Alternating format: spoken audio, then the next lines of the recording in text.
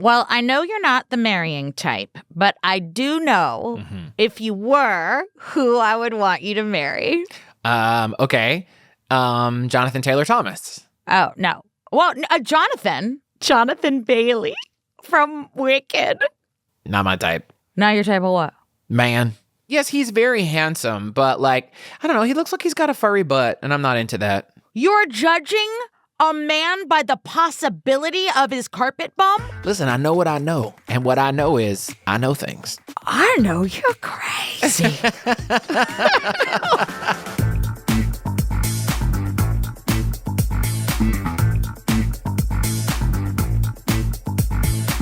Sorry, it is what it is. Hello, Joey. Wow. My brain, it's mashed potatoes. Listen, I can't. The thing we have in common is we're both gay. Probably. Wow. I think we're going to get some letters. Yes, you can address those emails to Harris K. Lane at helpher.com. Welcome, everyone, to I Think Not, the podcast where one of us has terrible taste and the other one has great tits. I am Ellen Marsh. And over there is Joey Taranto, who used to be my best friend. It's not that he's not my best friend anymore. It's just I don't know who you are. That man is perfection. To you, beauty is in the eye of the beholder, and nobody is perfect. I think he's very handsome, and I think he's a great actor and a lovely guy. I just don't want to park my bus in his beef depot.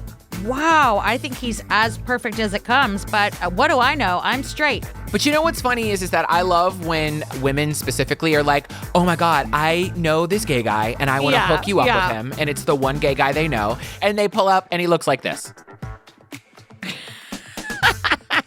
And I'm like, I think I'm good. Thank you so much.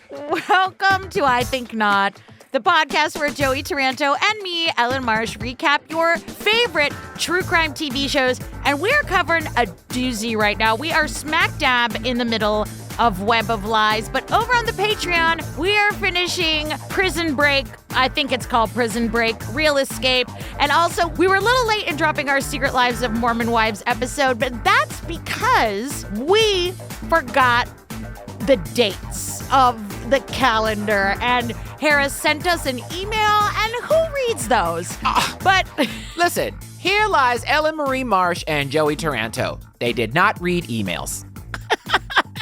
But that is over on the Patreon, as well as hundreds of bonus episodes. By the time you hear this, you absolutely have your merch box, and you have your trip to Camp Ramsacked, which is our cozy stay-at-home camp. We had furry blankets and slippers and beanies and a mug and a little not a canteen. What is that called? A little lamp. It was really fun. Really fun to put. I helped. We always do our merch boxes, and they have a theme. And basically, what you pay, we put right into the box, and we just make a fun little surprise for you. They all have silly themes. If that interests you, you can find any and all of that information over on our Patreon, which is patreon.com/IThinkNot. But that does not make you a down bitch, because if you are here, you are part of our community, and we sure do love you. Yeah, we do. All right. Was that enough, Joey? Should we head on over to this episode? Yes, we should, and buckle up. It's a doozy. Help me, Lord. Help us, Lord. Web of Lies. This is a really great show. It is well put together. This episode is going to sound familiar to you if you are in the true crime space. And just get ready. Web of Lies, Season 3, Episode 3, The Sick Boy.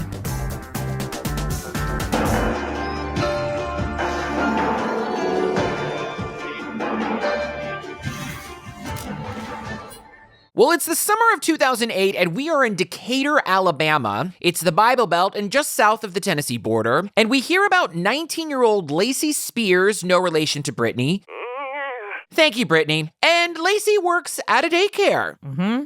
And her friend Shauna Lynch is here and says that's actually where they met because her kids went to the daycare. And she said Lacey was so sweet. And they sort of like clicked. Like Lacey was, the teacher, the caretaker. Shauna was the mom. But they started a friendship outside of daycare. So after work, Shauna would come over to Lacey's with her two boys. They would sort of hang out, gab. Listen, wherever you can find a friend, take a friend. If you find someone you click with, you laugh at the same stupid TikToks, you get along, you have the same silly sense of humor, no matter where you find that person, I'm all for it. Yeah, it's like Bette Midler said. But you got to have friends. Babe, when we first met, did you know we would be stuck together? Well, I've already told this story a million times, is that I was warned about you. Okay, I don't want to tell that story again, but once you fell in love with me, when I watched you break your little paw, your little flipper on stage. I thought two things about you when I met you. This girl's a pain in the ass, and also she is hysterical, and I love it. And those two things are true to this day. I just get painier and No, painier. you don't. You're a dream. So Lacey started going over to Shauna's house, right? And she was there a lot. And Shauna's like, it kind of seemed like she didn't want to go home. So one night she spent the night and I woke her up and said, hey, girl, you ever going home? I'm so glad you like it here. But also, is everything okay at your house? Is there a reason you don't want to go home? And Lacey just got super defensive really fast. Well, I'm glad you said that with an accent because these reenactment actors are giving us the most Gone with the Wind accents. They're like, Lacey was you're more like a mother than a babysitter.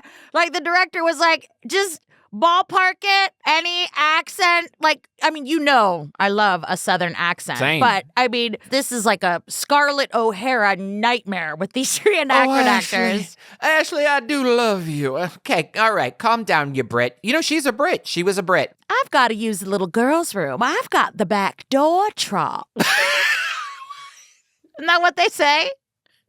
Doesn't it just sound better with the... Yeah, don't come a-calling on Thursday. I've got toenails that need a clipping. You have your own place, but you want to stay here, 3 or 4 times a week. What's going on? If I'm overstaying my welcome, I'll go. Hey, we need to put this in perspective.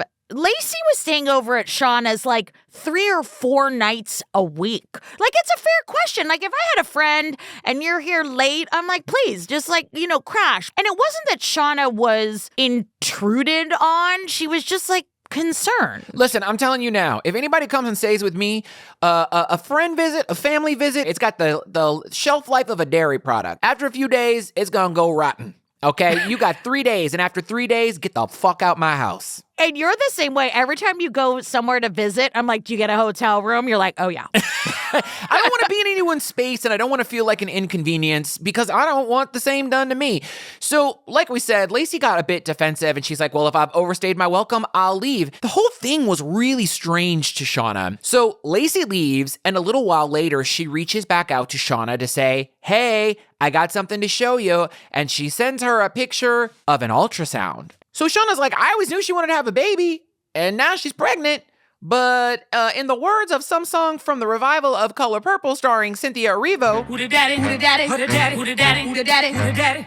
Nobody knows. yeah, literally, who is the daddy? Yeah. And Shauna was like, I'm a good Southern girl. It's none of my business, but I think there's a story there. Thank you, Steel Magnolias. So fast forward to December 3rd, 2008, and Garnett Paul Thompson Spears, which is way too many names, is born. I have to pause here for a moment. I love babies. I love babies. Reenactment Garnett is 3 years old. I think it's Garnet, not Garnett. Reenactment Garnett is 3 years old. They could have used a doll. There are union rules about using babies. So they were like, wrap up a toddler and put him in a blanket and it'll be fine. This baby was 100 pounds. But the narrator says, he's a healthy 6 pounds, 13 ounces. that baby weighs 44 pounds. And I'm not talking about it. I'm not talking a word about it. That's it. Casting was like, sorry, we couldn't find a baby, but Carl, the DP, he's 45 years old. He's going to be playing the baby. Enjoy. He does yoga so he can squash up in a little blanket. I was like, listen, we're all doing our best out here, including, I don't know, reenactment babies, I guess. Well, on the birth certificate, the father was listed as unknown. So friend Shauna says, look, I was excited for Lacey, but what I noticed is that when her family came around, something was off. Like their cornbread wasn't quite done in the middle. You know what I'm saying? I really do. And the truth is, Lacey didn't want her parents' help with the baby. She was happy being a single mom. But then the baby stopped eating and the baby is not putting on any weight. So Lacey went from being elated to really stressed out. And she turns to the internet, which is actually totally understandable. It is so terrifying having a newborn. They can't communicate what's wrong. Do they have gas? Do they have an ear infection? Do they want to be in a sequin tube top? You never know. And so there are, your mom wrote me an email. Posing questions on the internet is very commonplace. Like I've done it for a million different things. I just had to Google how to bake a potato. But she was putting these questions on Facebook, parenting questions, and she got a ton of responses and a ton of advice, which was great, but it actually wasn't helping with Garnett. Yeah, by the time the baby was 4 months old, they're at the doctors a lot. I just want to say that is the same baby. Newborn Garnett is the same as 4-month-old Garnett. Go on with your project. So by August of 2009, little Garnett is still not gaining weight, and they decide to give him a feeding tube. And Lacey is keeping everyone updated on Facebook through posts, pictures, and the thing is that it was pretty graphic, and folks found it very hard to look at. But because she needed support, Lacey eventually joined some online forums for mothers with sick children, and people there were happy to encourage her and send her love. And I'm going to guess that those were Facebook groups. Yeah, I'm thinking. I mean, what they were explaining, like they were saying he was constantly crying, he was constantly uncomfortable. I mean, it sounds like colic to me, what they were saying. And then, so the baby was diagnosed with failure to thrive. And they were like, okay, we can fix this with a surgery. And the surgery would then prevent the baby from being able to vomit. Yeah. And, you know, she's documenting this all on Facebook for everything to see. And okay, let me just say before we go any further, everyone has the right to put whatever they want online. Some people are very private. You know, some people post pictures or some people change their settings. Some people blog or vlog or their TikTok families.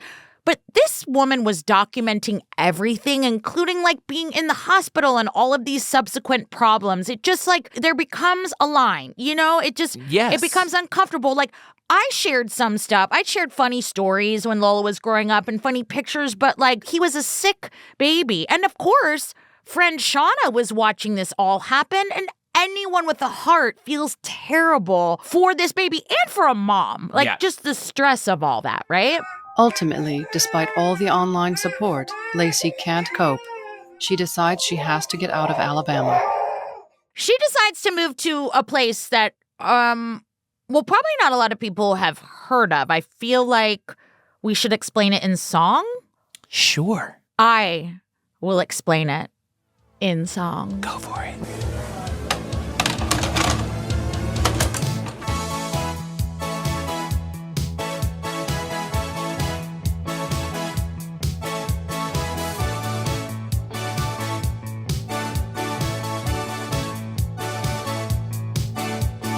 Florida, you got a lot of sunshine, but your brains are all cheese whiz, and you're constantly on deadline.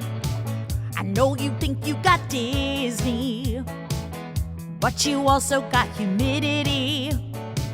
I know you think this is a big diss, but you still got Ron DeSantis. This place is really scary. We don't hate, we just are wary of Gators and Debbie Harry. They're all in Florida. Florida, Florida. Your hurricane's a bad shit. Yeah, that's true.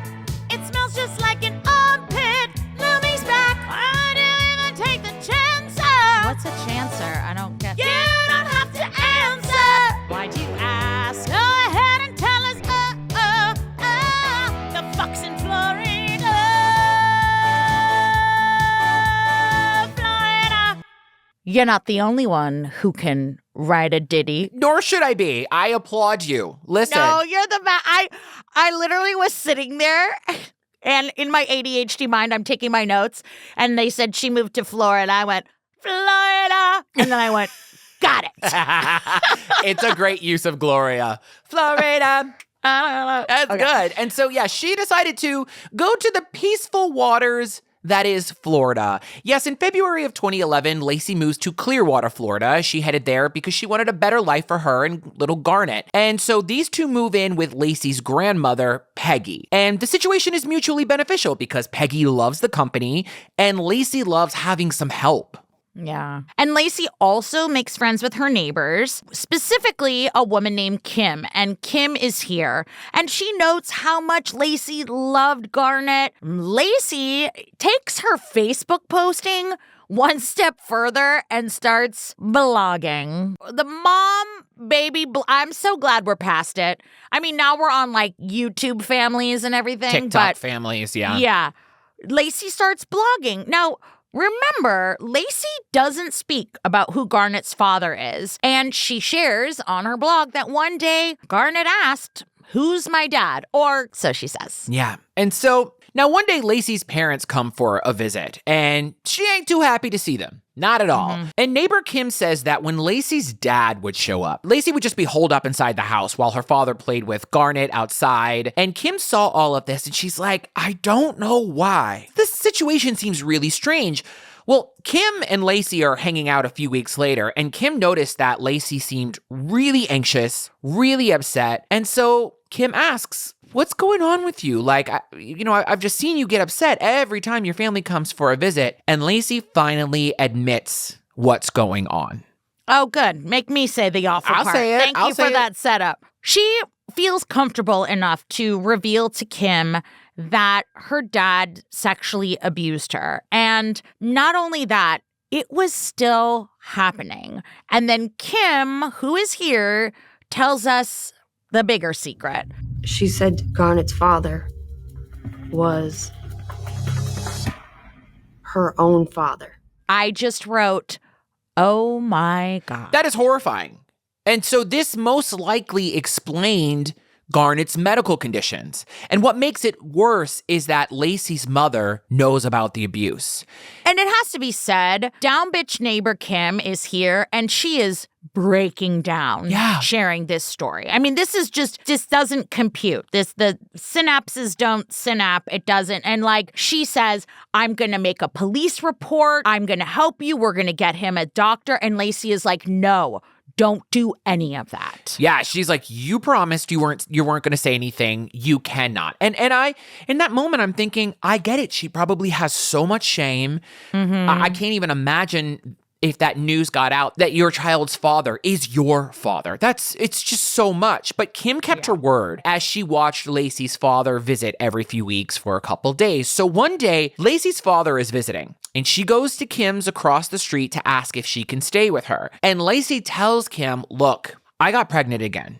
And I miscarried in my grandmother's home. And Kim is so mortified. And she's like, this has to stop. This cycle of abuse has to stop. You can't stay in this situation. Kim is a down bitch. Yeah. And she went to DBU and she majored in, fuck you if you mess with my friend. And she minored in cutting to the chase. Yep. And she said, You need to take your ass back to Alabama where you belong. And tell your husband to never come here again, or I will call the police. Ma, she's threatening me. Well, she didn't take too kindly to that. And Lacey was freaking the fuck out.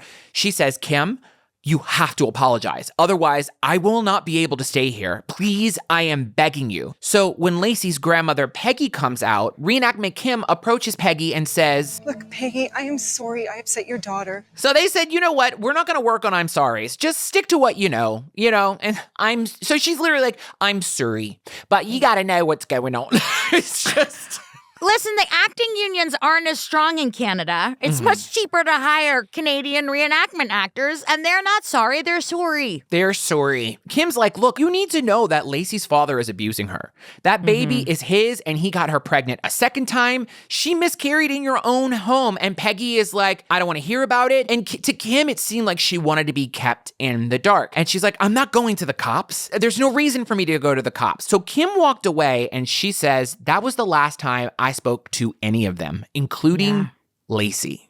Yeah. Which is sad. Like, Kim is just trying to do the right thing. She's totally a down bitch. She's in this predicament. But I mean, I agree. Listen, she's like getting gaslit and told that she's crazy. Of course she's going to want to go no contact. So for over the next year, Lacey's dad comes in and out of Florida. And then Lacey is back on the internet. This time, she's not Facebooking and blogging about baby Garnett. She's actually looking for a place to live. And in the fall of 2012, an opportunity where she can live and work arises, but it's in New York. Yeah, so she ends up going to Chestnut Ridge, New York, and works at a place called The Fellowship. Now, The Fellowship is an alternative lifestyle community for the elderly and the vulnerable. And when she arrives, Lacey and her now almost 4-year-old son, Garnett, are met by Valerie Johnson, who was a longtime resident of The Fellowship. And Valerie took an immediate liking to Garnett. I have to tell y'all, this reenactment kid is so cute. I can't take it. Oh my gosh. Yes, it totally makes up for the toddler newborn. It might be the same kid. They just made him walk a little bit, but he is absolutely precious. Yeah. There's somebody who also worked for the establishment. She's here for a very inconsequential amount of time. Yes. Christina O'Brien. Hey, girl. Thanks for coming. And she says that Valerie was friendly, but not friends with Lacey, but Valerie really loved Garnett. I was like, look at this reenactment actor. Who doesn't like this kid? Of course she loves Garnett. And here's the thing about The Fellowship, right? It's a community that's pretty isolated from the outside world. So if you're trying to hide, it's the perfect place, especially for someone like Lacey. As my mom would call it, it's hippy dippy.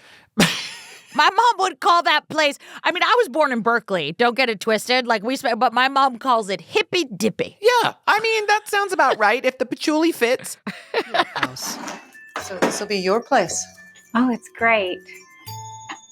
Oh, howdy. There's no locks. Oh, no, we don't believe in locks here.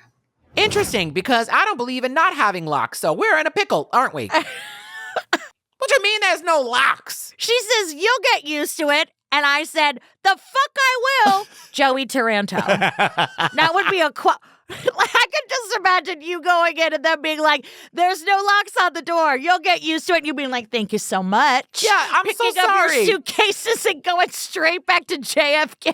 I'd be like, listen, Valerie, I love the drapes, but what I don't love is that you could walk into my house anytime and watch me playing the trumpet. And by playing the trumpet, I mean masturbating. I don't need you to see me tickle my own pickle. Get out my house and get me a lock. Just a side question, my love. Do you think anyone needed further clarification on your trumpet joke? Because I feel like our community's real smart. Now that I think about it, I meant to say the trombone.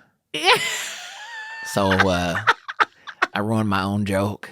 Hey, listen, they can't all be. I got very upset about the no locks. You have to have locks on your doors. Anyway, despite having no locks, Lacey is grateful to be out of Florida, away from her family, so that she and her son can just lean into this new community, and they do. And Lacey continues to blog, and she's saying that she's never seen Garnett so happy. He's getting so much attention now. This is like an elderly resort of sorts, right? It's like for people that have disabilities and there's not kids around. So he's getting so much personal attention. He's totally thriving.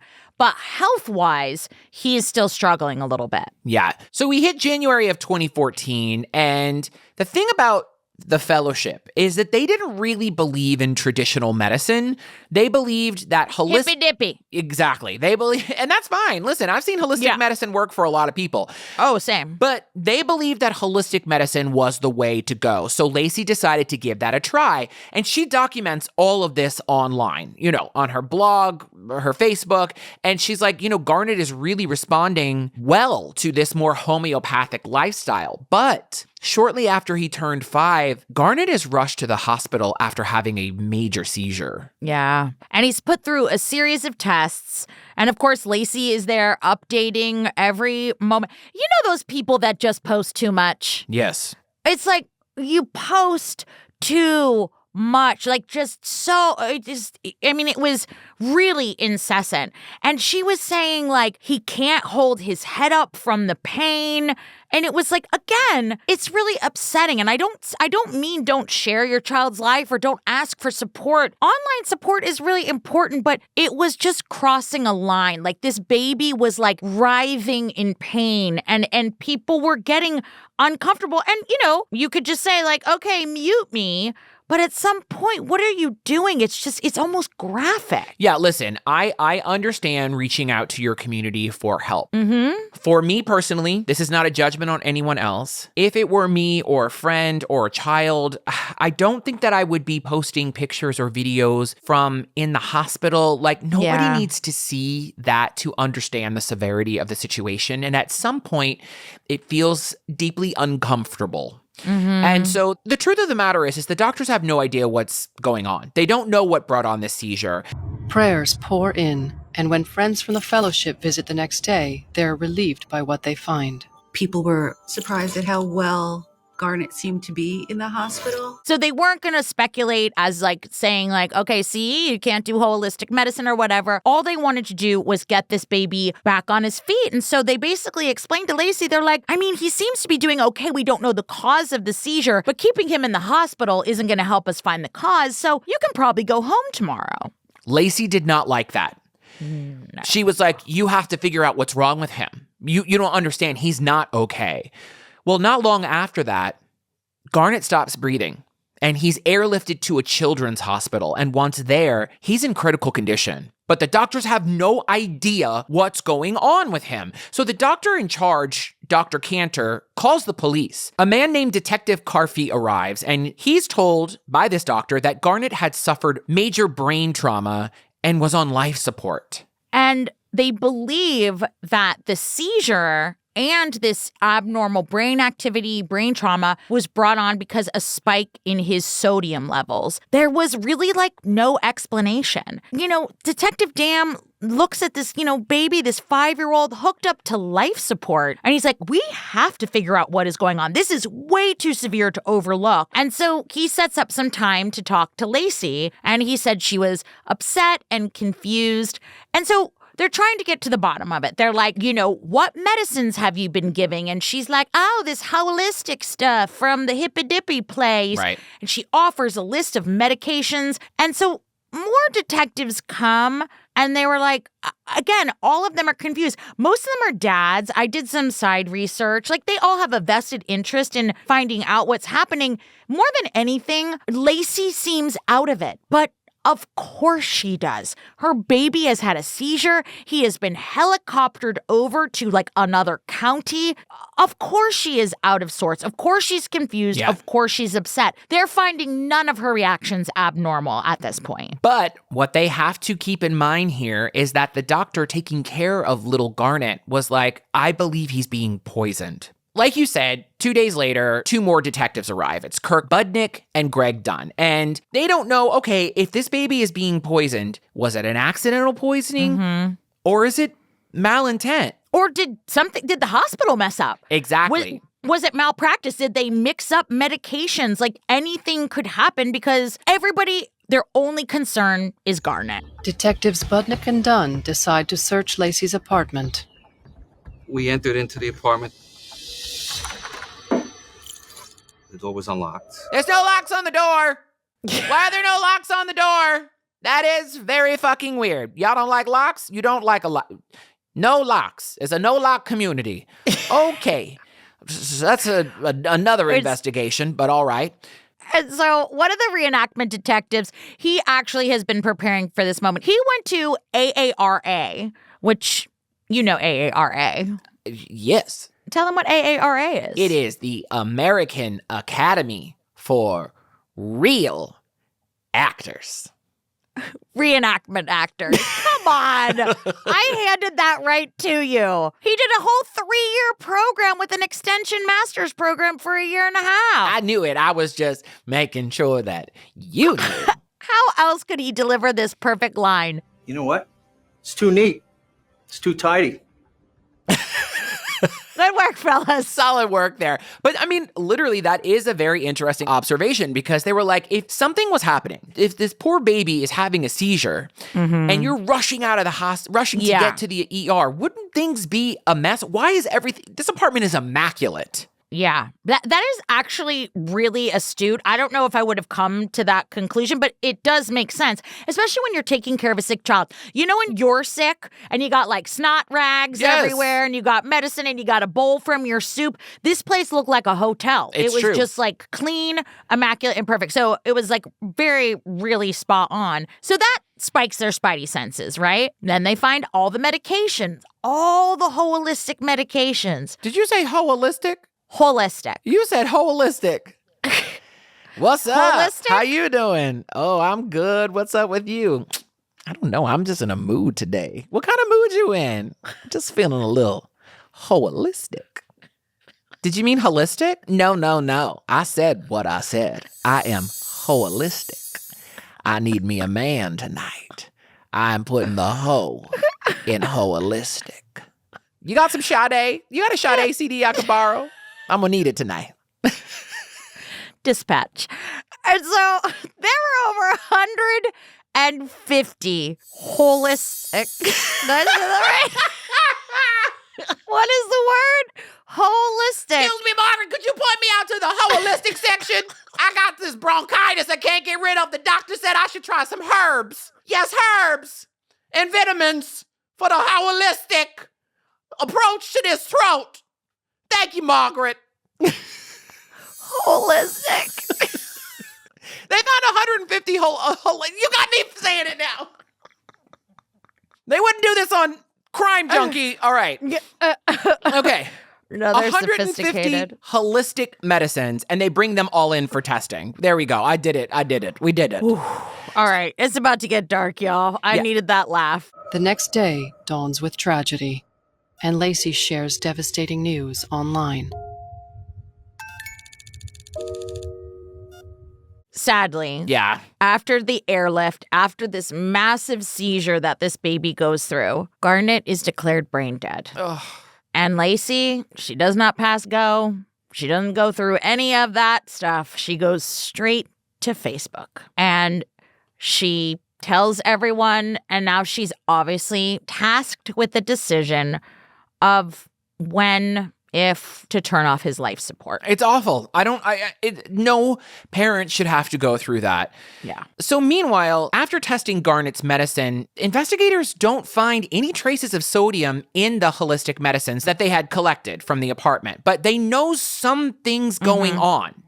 Someone knows something. They're just not sharing. Yep. So at this point, they have no other option but to bring Lacey and her entire family in for questioning. We're talking her grandmother, Peggy, her mother, and yes, her father. And they just ask, like, what possibly could have made him sick? Is it the air? Is it an allergy? Like, they are asking for any kind of lead. Lacey doesn't answer. She literally doesn't answer the question. And they're all kind of noticing that the family vibe is very strange. And I know that's a joke where it's like, I go off vibes, but like, you can go off vibes. Like, you can feel something. You can feel when someone's energy is off. You can watch people's like connection. I know that's an ADHD superpower because the minute someone looks at me wonky, I'm like, there's something wrong with you. Something's stirring. I could just like feel it, right? So I don't think that that's really out of the ordinary, but they didn't know what. They had all of these funny tickles in their gut and no real answers. Detective Carfey starts calling people close to the Spears family to see if they can shed any light on their bizarre behavior. His hunch is about to pay off. One of those people is Kim Phillipson. Down bitch Kim. Yeah. Don't forget her official title. Peggy's neighbor when Lacey was living in Florida, the one she confided in. So she told the detective everything.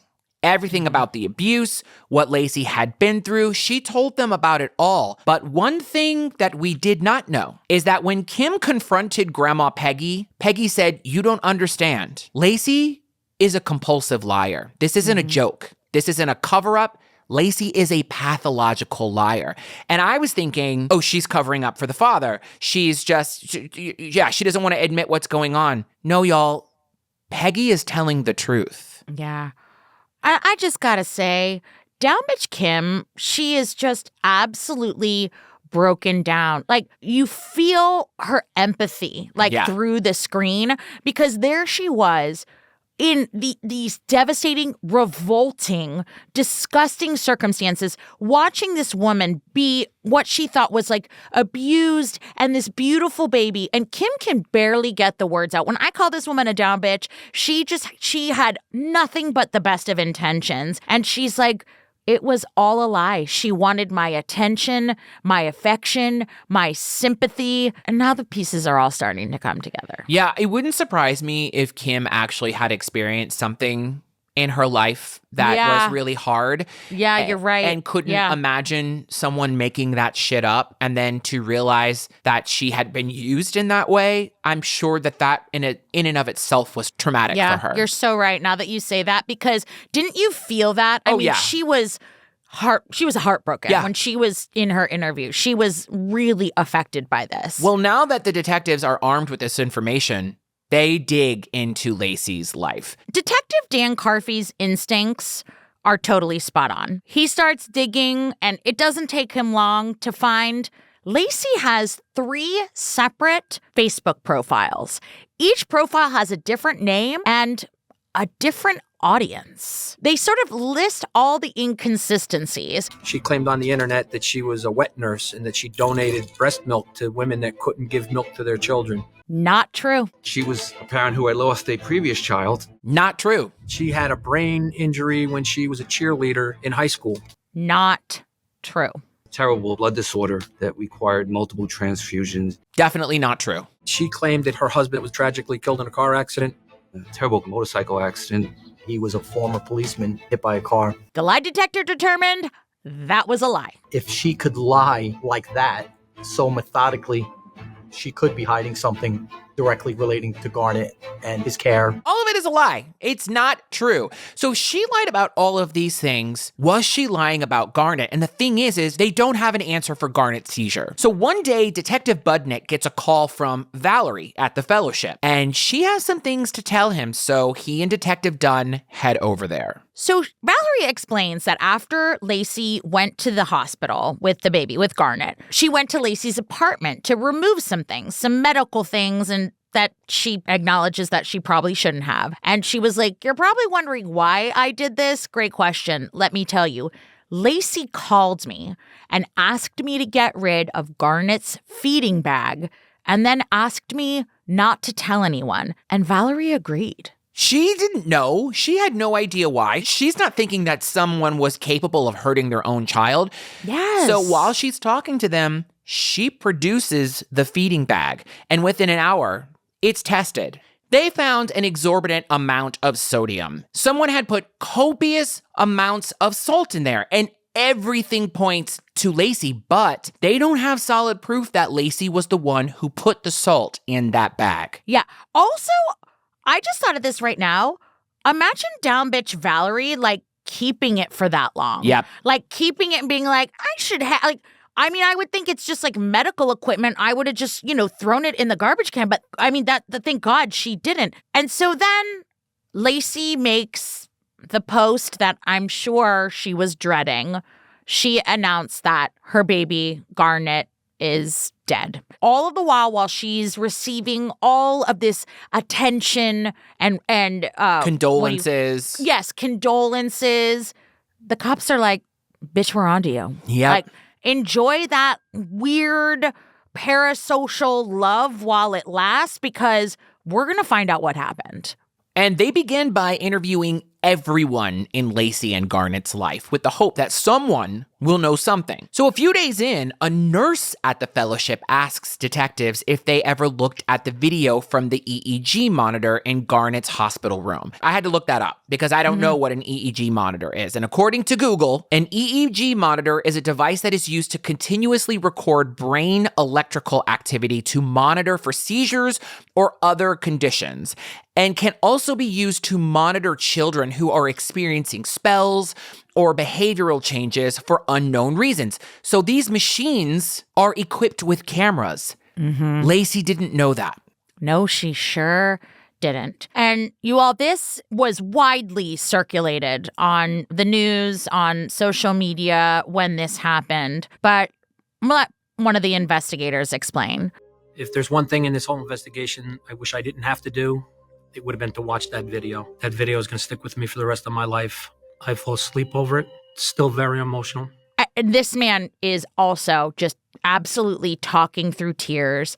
And they explain what they saw in the video. And just be warned, if you go looking for it on YouTube, it is not hard to find, and it is deeply upsetting. But they explained exactly what Lacey did that day. Basically, they witnessed Lacey taking Garnett out of the bed. Now, she's carrying him. She walks him into the bathroom, and the bathroom is off camera. And then she comes back and puts him back in bed. What they realized in the trial, when they zoomed into one of the other cameras in the room, was under her jacket, she was holding something.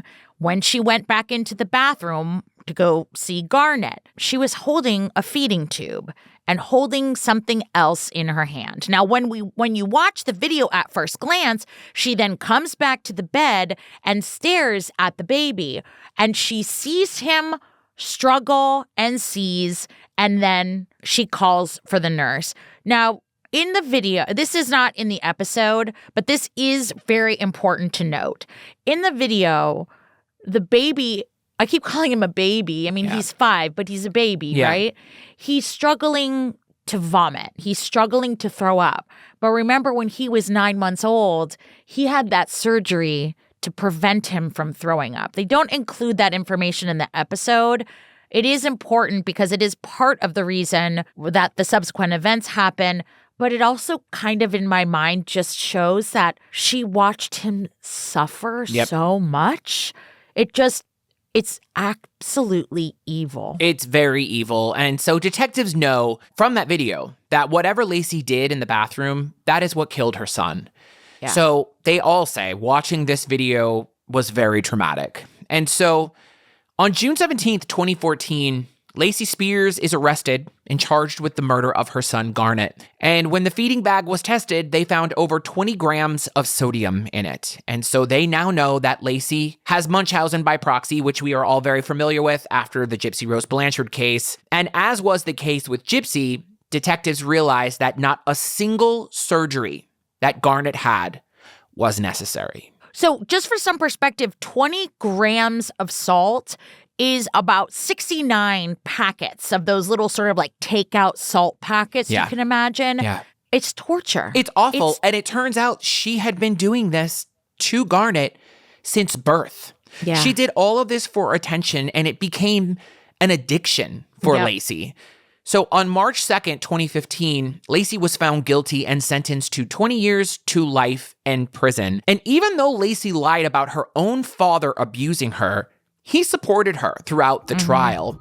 A paternity test later revealed that Garnett's real father was Chris Hill, a neighbor of Lacey's from Alabama. She had told him the baby wasn't his. So all of these people who offered help and support to this woman and her son, they are horrified. This was a perfectly healthy baby that she tortured and murdered. Yeah. Now, Rabia and I always have a joke that she thinks I over-sentence people whenever it comes to kids, especially. 20 years? I mean, it's to life. Now, she is serving time at Bedford Hills Correctional Facility for Women, and she is eligible for parole in 2034. Why is she eligible for parole? I have no idea. This is to watch this baby suffer. Because, mind you, in the video, before the salt goes in, he was on the mend. He was actually up and moving and thriving, and he was okay. And it is minutes before this baby takes a turn because his body knows that this amount of salt isn't supposed to be in there or sodium isn't supposed to be in there. And he is, oh God, I have chills. And he is retching and he can't get out. He was tortured by a fucking sociopath. Now, she has a mental illness, but having mental illness does not absolve a person from criminal or moral responsibility. She tortured this baby his whole life. When you see pictures, he is the sweetest little baby angel. And I can't wrap my head around the fact that it wasn't a life sentence. She caused this small child, this baby, to have, and you have to know, now listen, Joy, I know you don't like kids. I don't dislike them, but babies, they just put their trust in us. Exactly. They just rely on us. And there are videos and pictures, and he's just laying in his mother's arms. If you're a mother or a father, holding your sick, there is nothing worse than holding your sick baby. And he trusted her, and he trusted doctors, and he's just sitting there in hospitals with tubes trying to get better. And she was making him worse. Yeah. I don't think it's over-sentencing to ask for life in prison. She had the mental capacity to administer something that she knew could possibly kill him. She had the mental capacity to ask for help. I agree. And you know, the other thing I think about, and maybe this is an irrelevant point, and it doesn't make it okay, but I wonder, you know, they show us pictures of little Garnett, like as a baby and then as a 4-year-old, 5-year-old. This kid is beautiful, like just sweet and big old smile, like so happy. And I wonder if she moved into the fellowship and the fact that he got so much attention just for existing because he was so cute and he had a big personality. All of them described him as just this sweet, sweet kid, and that she was competing for attention. And then when she posted pictures of him, she was also competing for attention. I think it triggered her in a way that maybe she didn't know how to manage it. None of it makes it okay, but it's really, I cannot imagine, even if I had become a father, looking at my child and thinking that they're competition or not even that. A source of attention for me. But like, attention, it's my kid. And they put their whole trust in me. That's my dad. That's my mom. They just want to take care of me. They love me. And the whole time she was poisoning him. I cannot wrap my head around it. So it's awful. So that bitch is where she belongs. I'm sorry. She's a fucking cunt. And when they said 20 to life, I was like, to life? Yeah. Why is this a conversation? Yeah. She's not well. I don't care. No, neither do I. Because you gave that baby 5 years on this earth, and those years were fucking hell. Yeah. And all the people who loved him, poor neighbor Kim, or friend Shauna, or all these kids who also loved that child. It's too much. It's too much. All of it is too much. Yeah. Anyway, she's where she belongs. I hope when 2034 rolls around, the parole board laughs in her fucking face. Speaking of laughing, say something funny. Well, listen, this has just been like teeming under the surface. I've really been thinking about it. I don't know if you know this, but I like to go out on the weekends sometimes. And this Friday night, I'm going to go to a party. And it's a homosexually themed party. And I was wondering if you could help me shop online because I'm looking for an outfit that's a little more holistic. Y'all got tube tops? Are they holistic? I'll take 2. Thank you. What is wrong with you?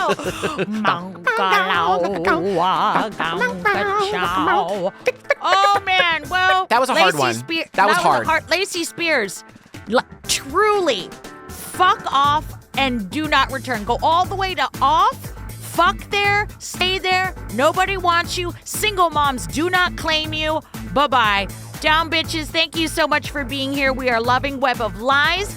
If you want more content, go on over to the Patreon. But you can support us for absolutely $0.00. You can go over to iTunes and leave us a 5-star review. Say something nice, especially about Ellen. She's had a hard day.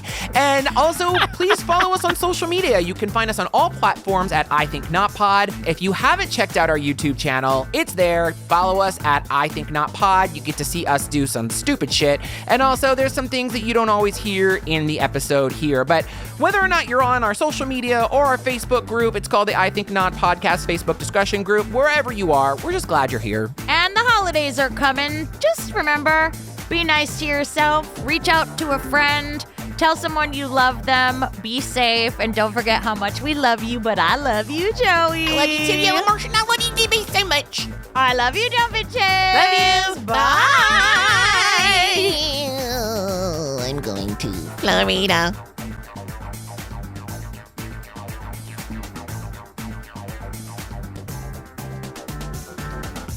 Let me start over. No, wait. You know I love Pause 1 second. Tucker is destroying something.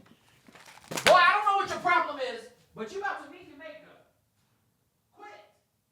Where you at? Parker, can you put this somewhere? Just him scream. Where you at? Listen to him scream at those cats.